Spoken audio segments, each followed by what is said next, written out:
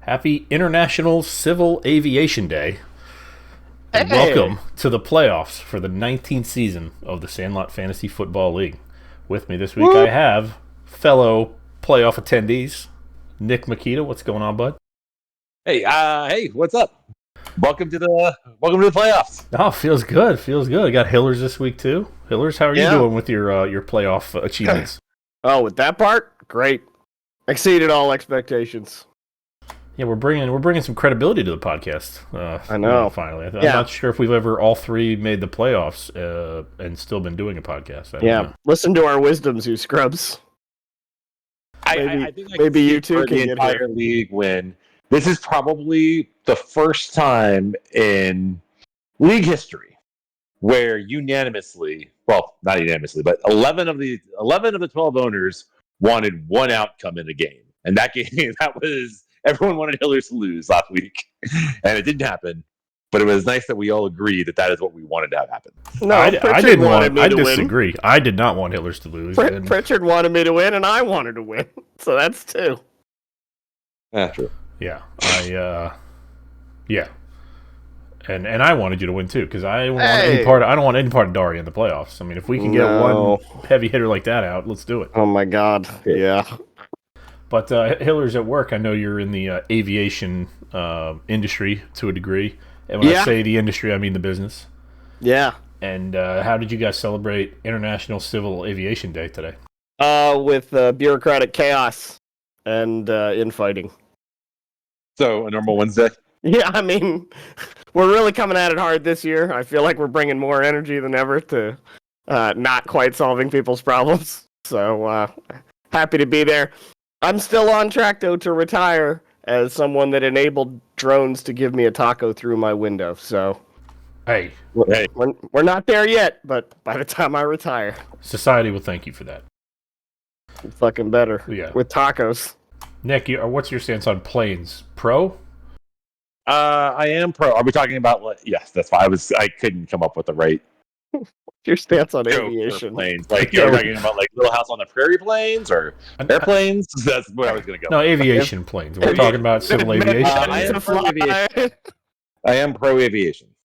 Yeah, okay, so we're a pro aviation podcast. We are pro aviation. That Yeah. should be our new tagline. Let it be Send the known. podcast. We Yeah. are pro aviation. Yeah, Okay. wings are for suckers.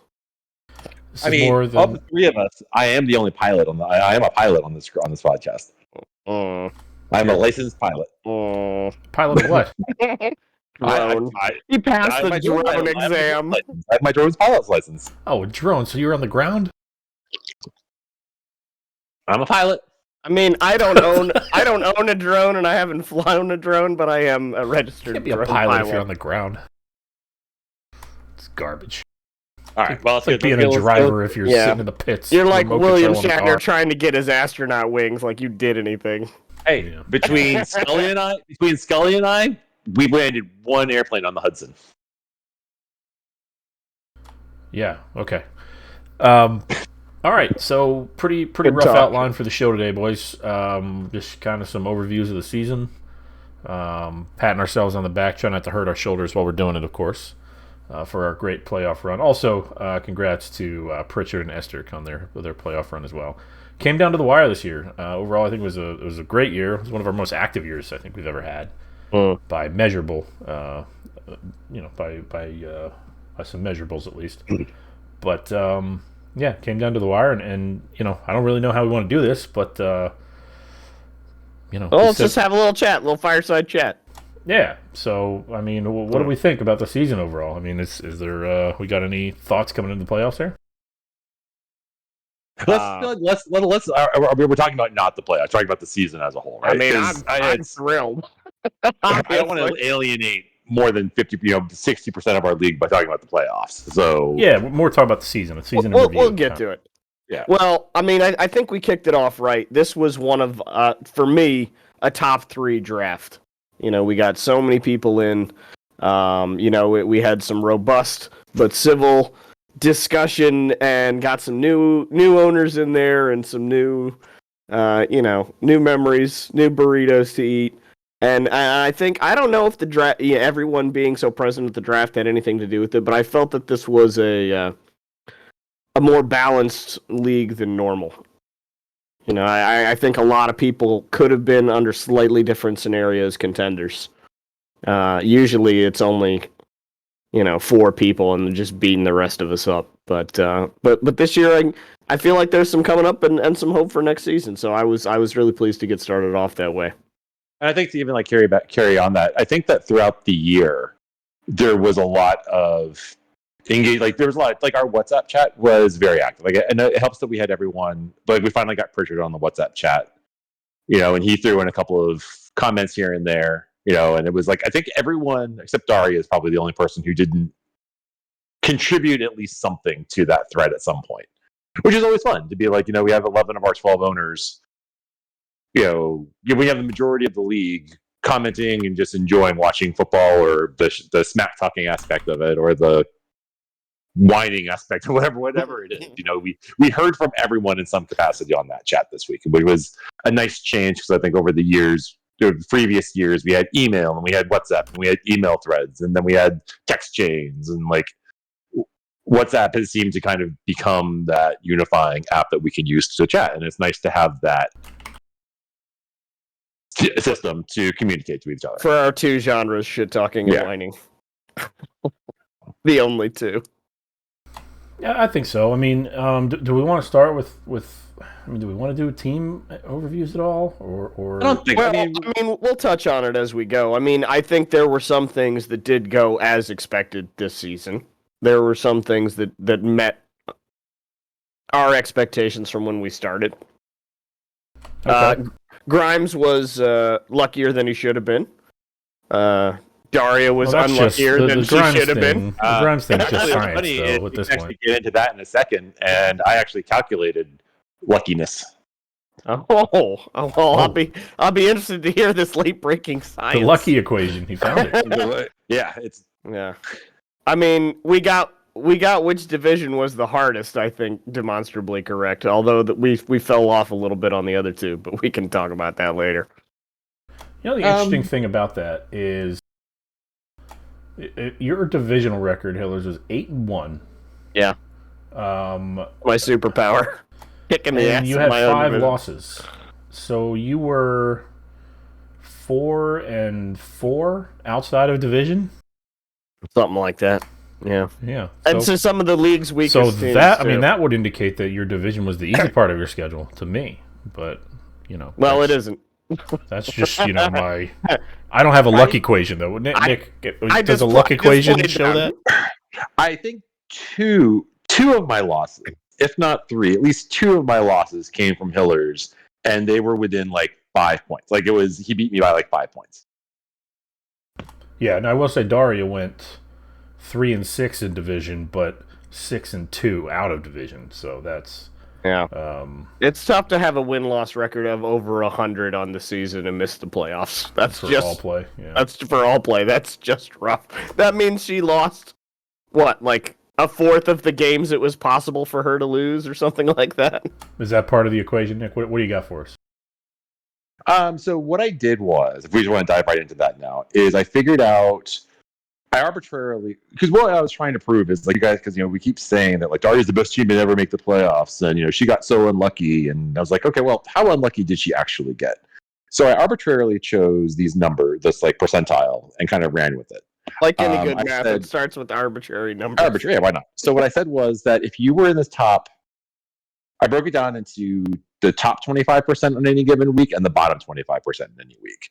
And I said that if you were in the top 25% of any given week and you lost, then that's an unlucky break, because you would have beat 75% of the league. You would have beat the majority of the league. You just had a bad matchup. Okay. And then at the same token, if you scored in the bottom 25% for any given week and you won, that is a bullshit. That counts as not as a loss. I'm not gonna say that counts as a loss, but that's a lucky coin, because you happen to play one of the only teams that you could have beat that week. So that's how I determined what the win-loss modifiers are. Does that make sense? It does, and we're looking at it here. I've got it up on the screen for Okay, those cool. at home. So the green and the red, what do they signify exactly? The green is the top 20. So the green is the top 25%. Red is bottom 25% For scoring for the week. for scoring for the week. If the number's in bold, that means you are the highest scorer of the week. And if the number's in dark red / italics, that was you were the lowest scorer of the week. Okay. And All then right. the chart on the second sheet here indicates what? This shows how many times you were in which tier. And then how many times you were in each tier, how many times you were either the top or the bottom, the highest score or the lowest score team. And then the win adjustments are that, for lack of a better term, if you played like Andy here, -1 win, one of his wins came because he played someone, he was one of the lower scorers of the week, and he happened to win against someone in the lowest who happened to score like he scored the 11th most lowest points, and he played the lowest scoring team that week. Like, that's how that works. And so for yours, you have a +3 for win adjustment. So that's saying that you. 3 of my losses, I was in the top 25% of scoring, and I still lost. Right. Gotcha. That's what that's saying. Oh, I was wondering which genre this was going to fit into of our two topics, and now I know it's whining. Yes. Well, no, honestly, it wasn't for wine. Like, I didn't do this to prove a point for myself. What I was actually proving was Daria's, to see, well, if she's how unlucky is she actually? Oh, and so it's a unique combination of shit talking and whining. well, I'm not shit talking, because it just so happened to work out that I drew the unlucky straw. I drew the unluckiest person. But what I found fascinating was that Daria's record, and Daria's record is because her lowest scores came in doubleheader weeks. Yeah, so she went 0-2. She went 0-6 in doubleheader on doubleheader. No! Oh, terrible. So 4 doubleheaders though. Oof. If there's 4 doubleheaders, she went 1-7 or something in doubleheaders. Like, her. Yeah. Brutal. Yeah, so that's how. I would still characterize that as quite unlucky if you have one of the league's best teams, that you happen to have your bad weeks on the consequential weeks. I mean, obviously the consequences they're not designed against anybody, but that they, that the lowest points of the season all came on those weeks is catastrophically unlucky for a team that, by points scored and by all play and stuff, was deserved to be in the top 5 teams. Right. And she also, however her record worked, her lowest scores were on doubleheader weeks. And on the weeks where she, just in the middle of the road, where she wasn't the top or wasn't the bottom, is are weeks that she lost. So that's a little unlucky in the sense that whatever points you put up wasn't enough. It was a coin flip. It could have gone either way. You just happened to get you could have been playing someone that was better than you. You could have been playing someone that's not. You just didn't do as well as you needed to do that week. But at the end of the day, you weren't one of the top scorers in the league. Well, I think we've conclusively proven that Daria is either unlucky or not. On to the next. And so what this is basically saying is Slot Tadpoles had 3 wins that they probably shouldn't have had, right? Yeah. Dad Dicks had 3 wins they probably shouldn't have had, but got lucky on low scoring weeks. Correct. Cyborg Tony Romo had 2 losses that he shouldn't have had. Hitman had a loss they shouldn't have had. But really the one, I mean, whatever, it's one way or the other, right? It could, but the people who are at the 3, are kind of at the polls on these are the ones who I think are interesting. But okay, yeah. We should share that with the league, see if people want to look at it. There might be that sounds one neat. person who could look at it. Yeah. Thanks for doing that, man. That's interesting for sure. That's why I like to keep the certainty of knowing that all the weeks that I lost that I shouldn't have, it's because I made stupid lineup decisions. So we don't have to get involved in this luck business. I don't think it even matter. None of those lineup decisions matter. All that would have done was given you more points for. No, right? I lost that mixing game. Yeah, he lost the mixing game by 3 points, right? It was really close. Yeah. And I feel like Mixon probably would have made the difference in that one. Maybe. I haven't run the numbers. Who could say for sure? Anyway, so yeah, and yeah, Hillers. I mean, to your point, luck. Yeah, it can be. I mean, luck can be come at you in a lot of different ways in fantasy sports, right? I mean, it can be whether your opponent specifically scores high, or whether you have a bad week on a doubleheader week, or like just there's some of your players get injured, which is the Wien quotient. There's a lot going on there too. So right, like it's hard to say. Oh, I didn't have a good team when you have a year like you had a few years ago where you draft what you think are a bunch of studs and then all their legs fall off in the first couple of weeks. And then, well, season's over and everyone say, well, you can't say you're unlucky you had bad scores. They'd be like, yeah, I had bad scores because all my guys had no legs. Yeah. So were there any surprise teams that you guys thought about or anything that maybe teams we haven't talked about too much as far as like who were either surprisingly good or bad or mediocre, I guess.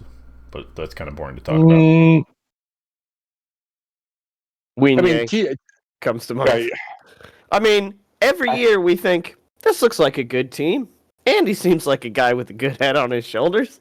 This could be a contender in a division like that. Yeah, I wouldn't be at all shocked to see him near the top. And not only is he not near the top, he's the league's worst team. And I was like, how? Why? How does this happen? What occurs? Even you think sometimes if you're that bad, you make the changes for next season and you actually get better.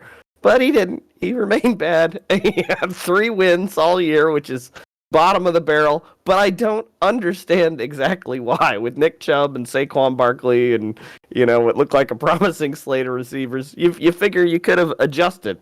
Of course, there was the Kyle Pitts thing, but that's not exactly a season killer all by itself. So I just don't get it. I don't know what's going wrong with this team, but boy, did it go wrong this season. Hey, it is funny to think that at one point in the season, he had the number 1 and number 2 running backs because Saquon and Nick Chubb were like the only people living up to what they should. Like they were not even just like, oh, he happens to have the 2. Like he had the 2 by like a mile. It was like these are the 2 guys that you want. Yeah. But even Saquon started falling off in the second half. But you think that'd be enough to keep you in the mix at least? He was so far from the mix. He was. Yeah. Well, he started out 3-0. He started out 3-0. And then lost 13 straight games. Wow. Which he did. What a streak. I don't know if that's ever been done before, honestly. Like, I don't know if anyone's lost that many games in a row. We'll have to keep track of that streak going into next season. That might be one of those history-making stats. Like, you think you're bad, get to 17 games, and get to the Winier mark. I'm trying to see. Let's see. Yeah, week 1. So elegant. No, it is. He was 3-0 by week 2, right? Wow. Did he start 3-0? No. I don't know. But, I mean, it says he's lost 13 games in a row, however that works out. That's incredible. Yeah. Something to see. He was 2-1. After week 2, he was 2. Okay, after week 2, he was 2-1, yeah. Man. Well, that now, everyone that thinks they're having a feudal season, imagine it's over by week 3. Then he got to 3-1, and then now never won again. And now he's wow. He was in first place in week 3. Now he's 3-14. Yeah, I don't know if we've ever had a team that hit both peaks after week 1.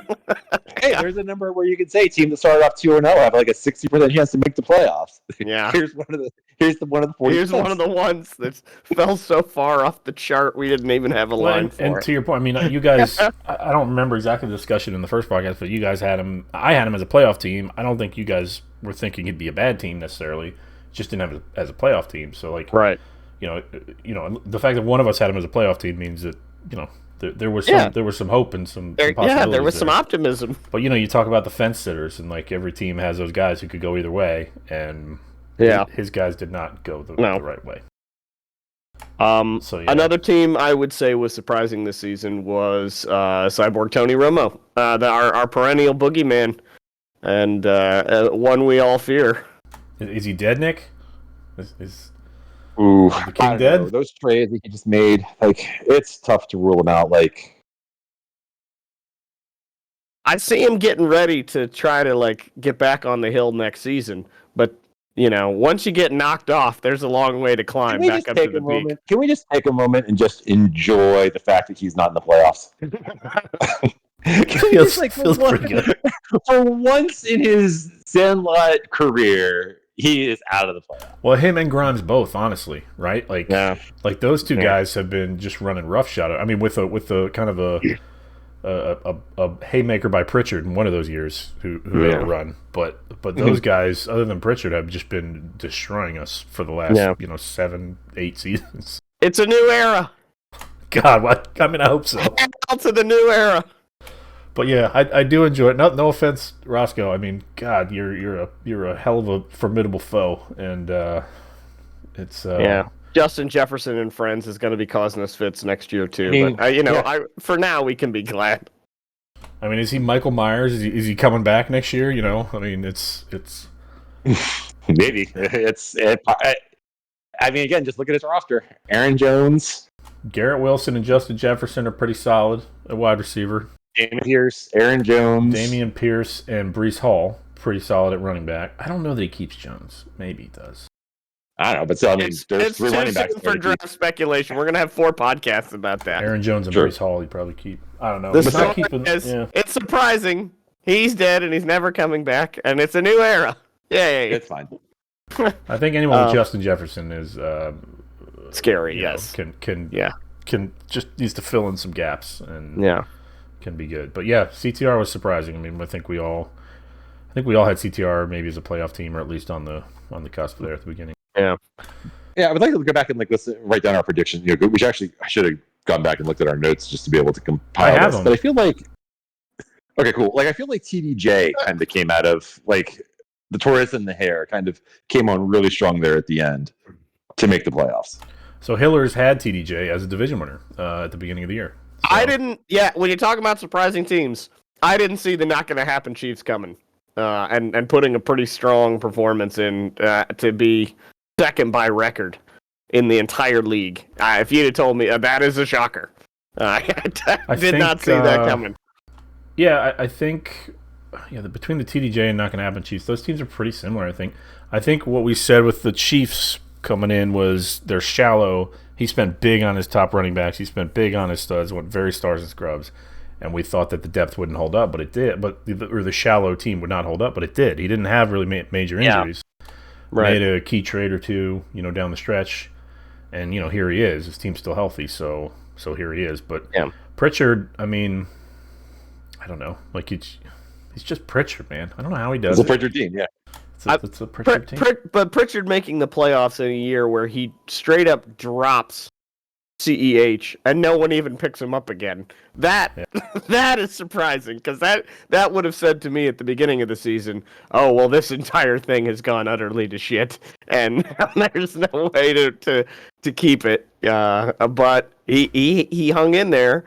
And on the back of the sort of stars and scrubs lineup that he likes to run, Tyreek Hill and Patrick enough. Mahomes. I mean, if you're gonna have those guys, that's a good 55-point start to your week right there. And it is. And Kamara and the like didn't have like a knockout season or anything, but he did have weeks where he would have won games. Well, week 8, I guess. I did not see the complete lack of participation by Watson coming. Yeah, Watson. Well, he was in on trades and stuff during the trade frenzy. He was very participation. I think there are 3 teams. I think in the Fab you could say that, right? Watson's got $42 left in Fab. TDJ has 35 somehow, and Larf has. Before you said, okay, I hear what you're saying, and you can keep on going with that. Well, and Larf has 70, and I don't know that I've ever gotten to this point in the season and had more than like 10. I just don't know how people do it. You're doing it wrong if you're not spending during the season. You got to get in and get the dudes. But like Watson, I think he like I don't know that he made the right moves. He had 2 weeks. He had 2 weeks where he didn't pick up a quarterback. Yeah, that's bad. That's bad. I mean, that's like, oh hey, your quarterback's out. Oh man, that sucked. I really should I didn't know he was going to be out. And then still didn't pick up a quarterback for the next week. Like, trades, sure. Like, being in on trades, that's great and, awesome. But, I mean, 2 weeks in a row didn't start a quarterback at his position. Started a quarterback who wasn't playing. I think you're thinking about Larf. No, Kyler Murray didn't play for 2 weeks, and Watson started him both weeks. Oh, okay. Well, don't do that, Watson. That's bad. Larf didn't start a tight end 1 week. That's bad. That's Although, what it was, yeah. if you're not paying enough attention to start a quarterback, you're probably not listening to the midway through the podcast either. Yeah, this is something we do need to discuss. I mean, like, and as somebody who, make people listen to the podcast. Have it be mandatory. No, that too, for sure. But as somebody who didn't start a tight end 1 week, granted it wasn't for lack of trying, I just forgot that the guy I was trying to drop had played on Thursday night, so it didn't work out on Sunday. Yeah, that was funny. But 2 weeks in a row, that's a problem. And we had several teams this year who just didn't start players in spots, and we need to really emphasize next year that, look, just because you're out of it doesn't mean other teams are, and we really need people to put their best effort for it. And I don't think anybody had really given up necessarily, but we just, we need to be better about it in the future. On a more positive note, I think one of the absolute highlights of this season was the insane last week and a half or so coming up to the trade deadline. I loved it. I thought that was amazing. I was on edge. I was constantly looking, who's got who. It seemed like every day some blockbuster would come over the wire, and it just started this crazy arms race. And I love that about this year, and I really hope that continues. And I think it puts teams that were bad in good position for next season. I think it keeps the league interesting, and in the final weeks, moves like that can really show. So, props to a lot of owners on that one. It was crazy, and we talked about it a lot in one of our podcasts already, But yeah, I mean, the thing was, like, everybody knew who the targets were, right? Everybody knew who the teams who weren't competing were. Everybody knew the guys they weren't keeping. And everybody's like, who's going to get them? Can Hillers offer anything to get that guy? I don't think Hillers has the cash for that. I don't think who's going to be the prom queen? I don't think he can do that one. I don't think he could. No, nobody's going to get that. No, it's no. Esther can't do that trade. Oh, no, he got Mike Evans. What? Yeah. I didn't think anybody was looking at Mike Evans. I thought Mike Evans was a secret. It's like, no, that's not how that works. It was, and then like the more people traded, the more desperate you got to just try to catch up because you're like, not you, but I'm saying like anybody. No, man, I went insane. Well, anybody, but I was too. Like any trade that went through, I'm like, well, crap, now I'm behind. I got to make a move. Yeah, back to the wire. Let's send out some emails. I'm jealous. I was definitely jealous during all that trading. Well, I guess it's good you didn't have to. I was jealous because I wanted to get in, but I was like, there's nothing, I can't offer anything that is of any value. Like, everything that I can offer, I need. So, right. I got it. Like, it was fine. Like I was jealous because I wanted to get into it, but not because of lack of... Depending on what you have, if your team is really good, it's either really easy to trade or really difficult to trade because there's about 4 guys that can upgrade you, and you're not willing to... You could maybe dump Dobbins or... Herbert, maybe. I don't know. I tried moving Herbert. I tried to move Herbert. That's who I was trying. That's who I was like. But who are you gonna get for? Price has got to be right. A hurt backup running back. Like yeah. Well, the idea I was trying to trade for him was, listen, you're buying him low on a Montgomery contract year, and who knows if they re-sign him. Like, you're buying low on someone that you might be the starting running back in Chicago. Well, and Herbert, there was a point of the season when they liked Herbert more. Herbert was running harder and like getting more carries than Montgomery. Yeah, whatever. Herbert hype was all over for a few weeks there. That's a different podcast. You missed the. That's a different podcast. It is. Right. It is something else. Scoring was down this year, and I kind of went back through the previous years and looked at like the average scoring for every year. And the average score per week this year was 115.1 points.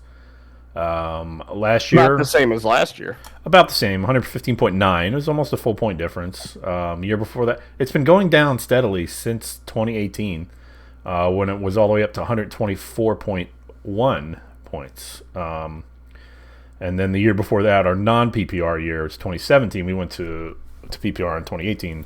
2017, the average was 88.6. So wow. So PPR added about 30 points of scoring. Per game, which it's fun.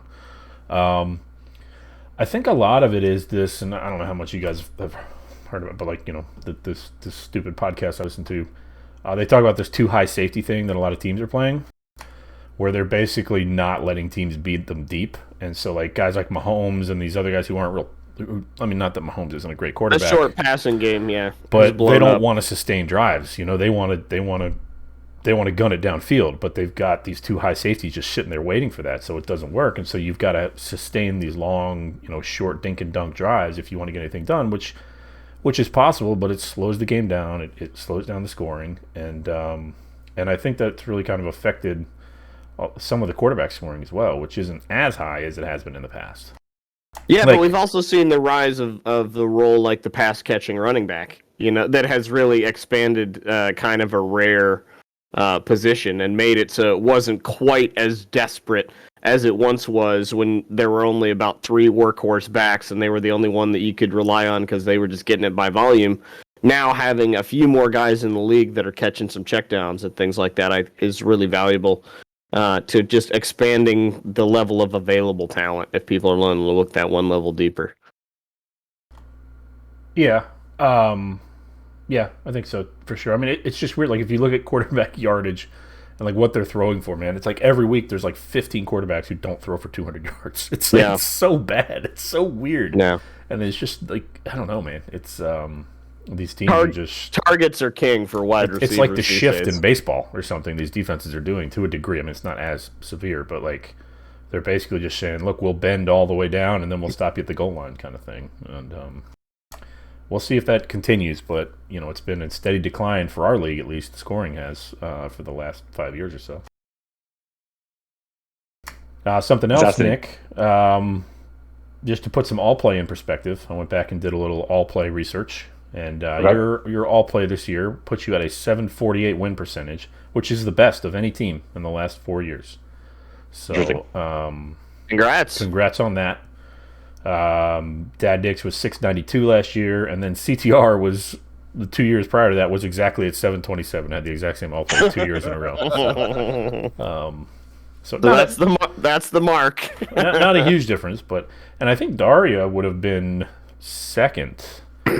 Would have been better than CTR, but not quite as good as you. Not this year. So, yeah, not this year. I was watching that. Like it was funny how many stupid numbers I was watching all week long as we're watching. Like it was the all play and it was points for, and I'm like, all right, I have 50 points on Merrill, so as long as Merrill beats me but doesn't score more than 10, like this is how the math works.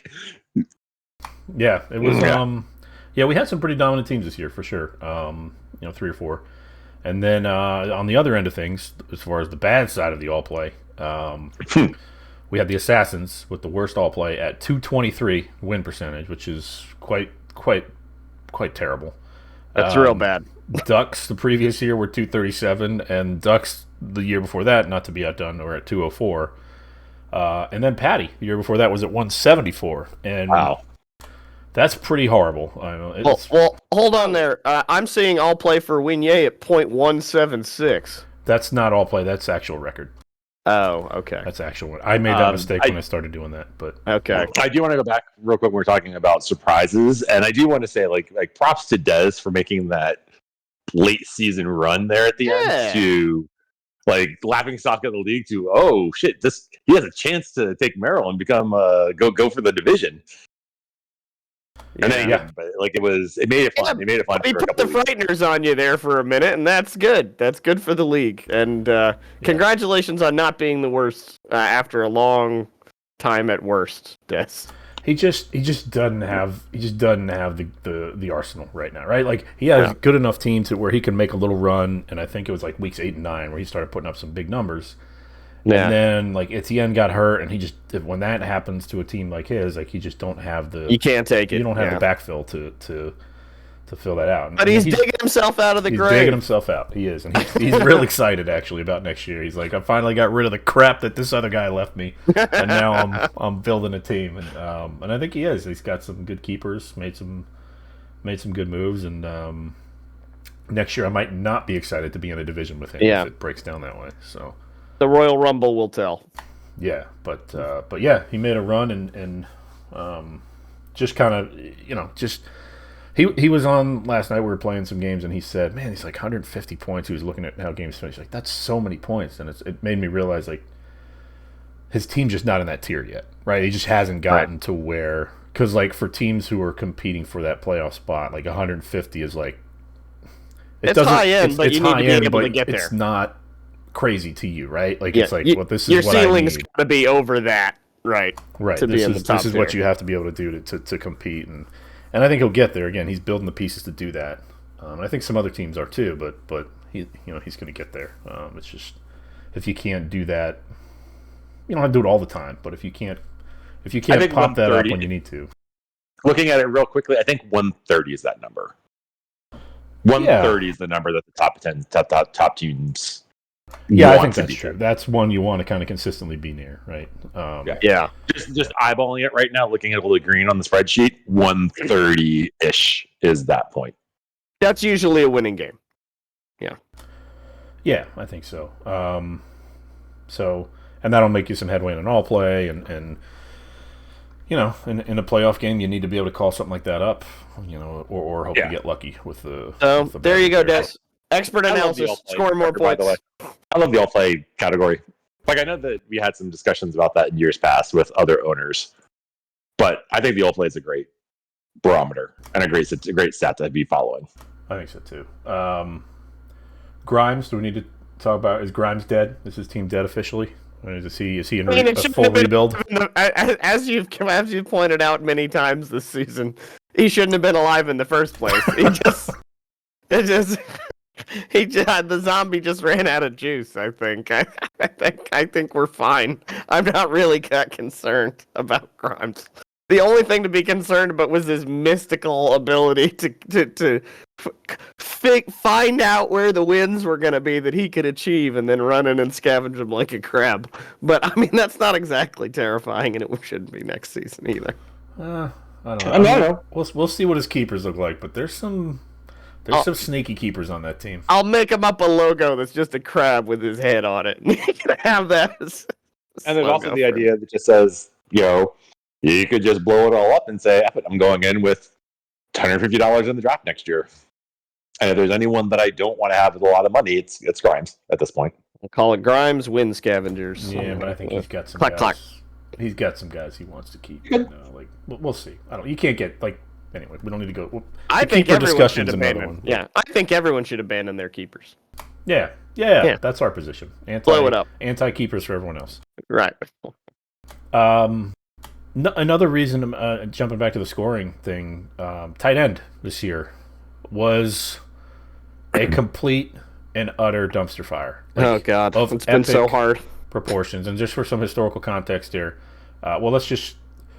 it's from historical context. We'll start there. The number 10 tight end average points for the last 3 years. I could have gone back further, but I just ran out of time.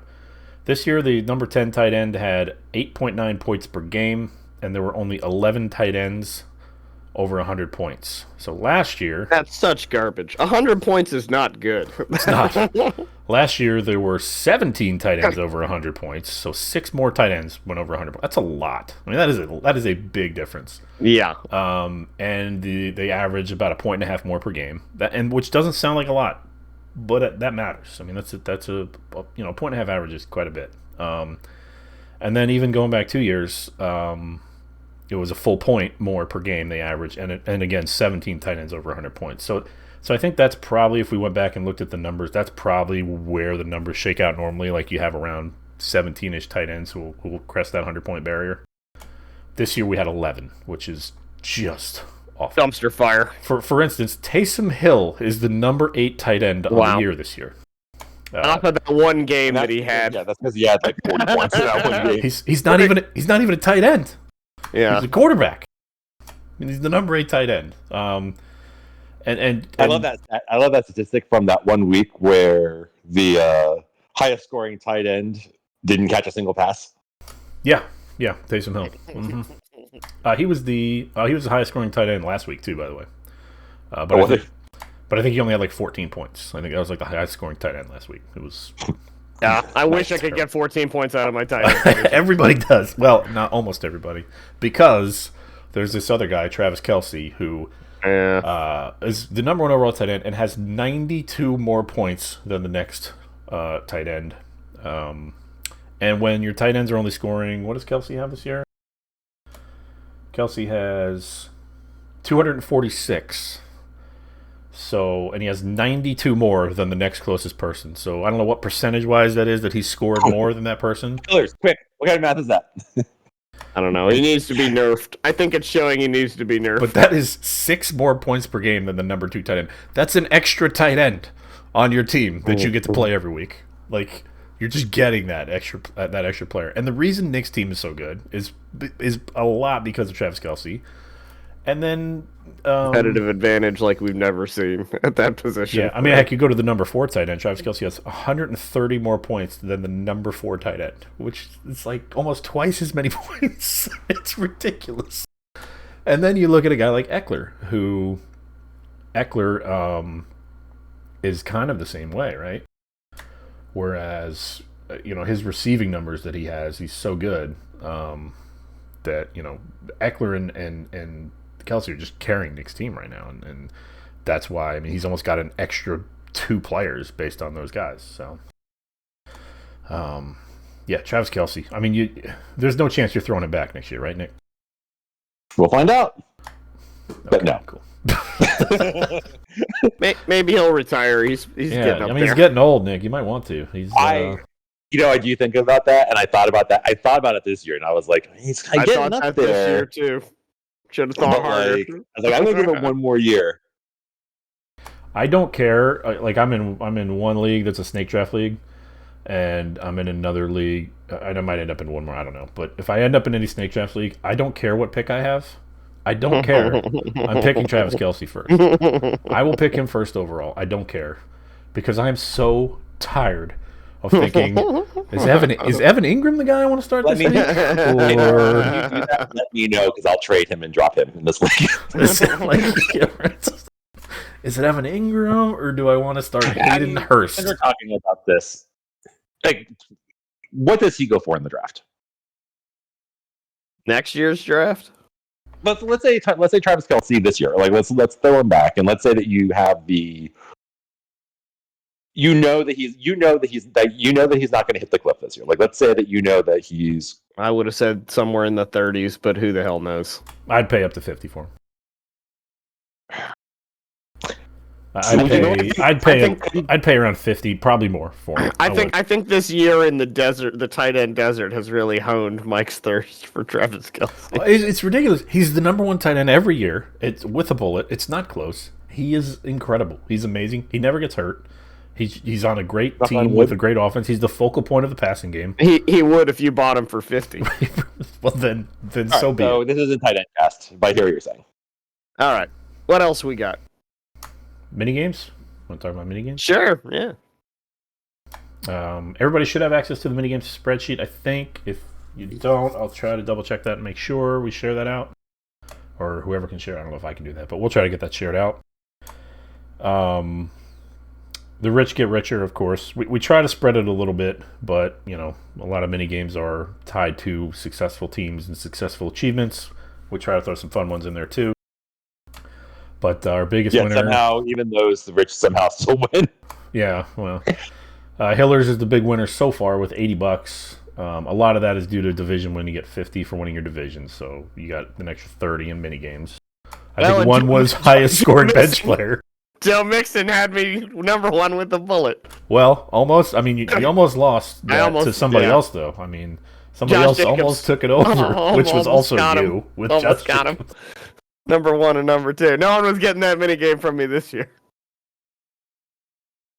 I guess the surprise winner on the other end is Cyborg Tony Romo, who, despite his not great season, he's got $40 in mini games that he's won. So, well, that's what it's there for.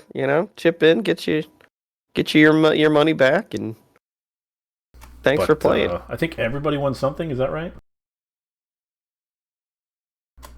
Yeah, everybody's at least won something. Well, is this status of payment correct? Because if it's not, I can show someone who's not going to win anything. I was asking Andy. I did ask Andy that, and Andy has not gotten back to me. Okay. Yeah, Watson. Watson is not paid yet. We got to get on that. It's disgraceful and needs to be taken care of. And then I guess the other thing is the surprise not winner is Daria after her really good season.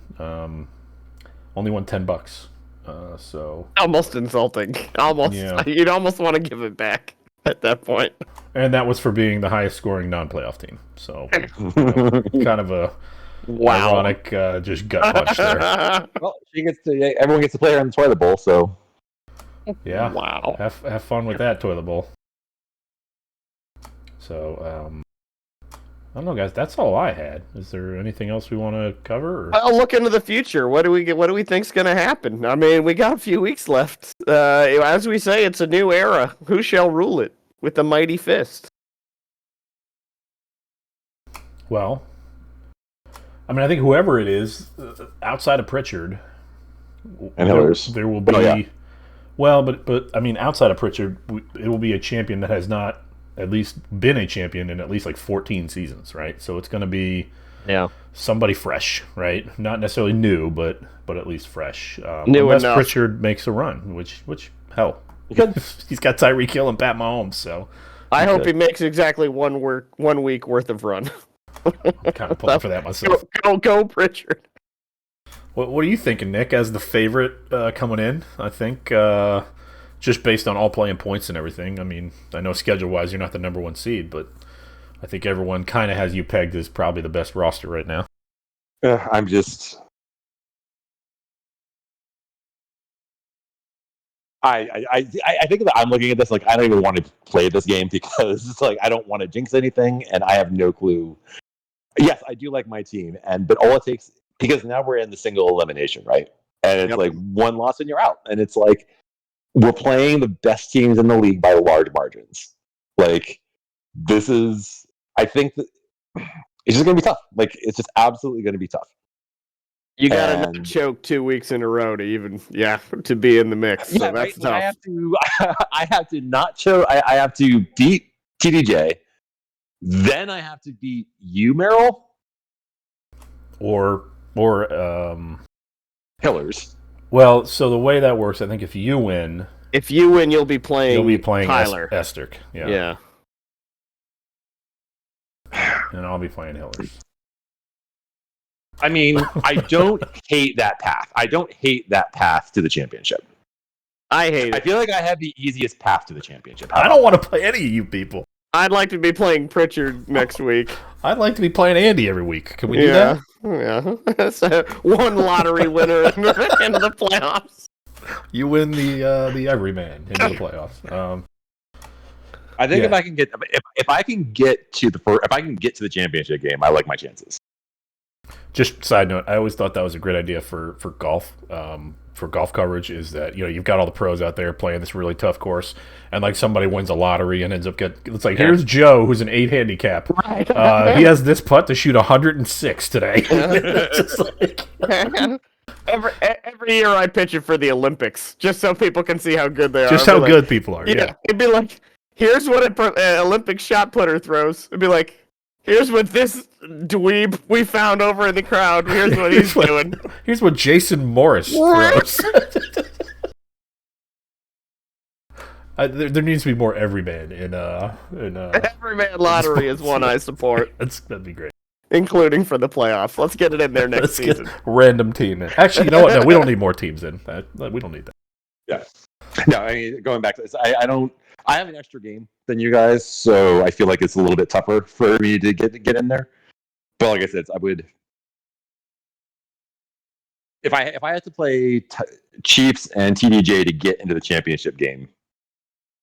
Okay, like I mean, I'd rather play you and Merrill. I'd rather play you two in the championship, knowing that I have 2 weeks to try to top your scores. Yeah, I'd rather not play you in the championship. Yeah. Yeah. Can the Chiefs run away with it and just clinch so that Kelsey maybe just takes a break? Anyway, we don't need to discuss our playoff hopes on this podcast, but yeah, prediction. We don't even want to make predictions because we're all in it, right? At this point, right. I don't think we want to do that publicly. I'm predicting subscribe and leave comments and tell us who you want in the championship this year. Yeah, like and subscribe. I'll be the first one to say it. I want me to win. I'm so close I can taste it. I got the number 1 seed somehow. despite poor ownership, and I'm just clinging to it with my little claws, and I want it so bad. I want that stupid trophy so I can look at it every day and know that I'm better than all of you. Yeah. Yeah. Well, we'll see. All right.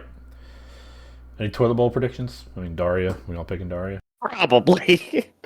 Actually, I think I had Daria goes all the way to the end and then loses the toilet bowl on him. It's only a one-week championship in the toilet bowl. So, reminder: toilet bowl is for draft money. $5 extra in draft money. Is that right? Yeah. So basically, a free keeper. No, you basically, well, however you look at it, but you get $205 for the draft instead of $200.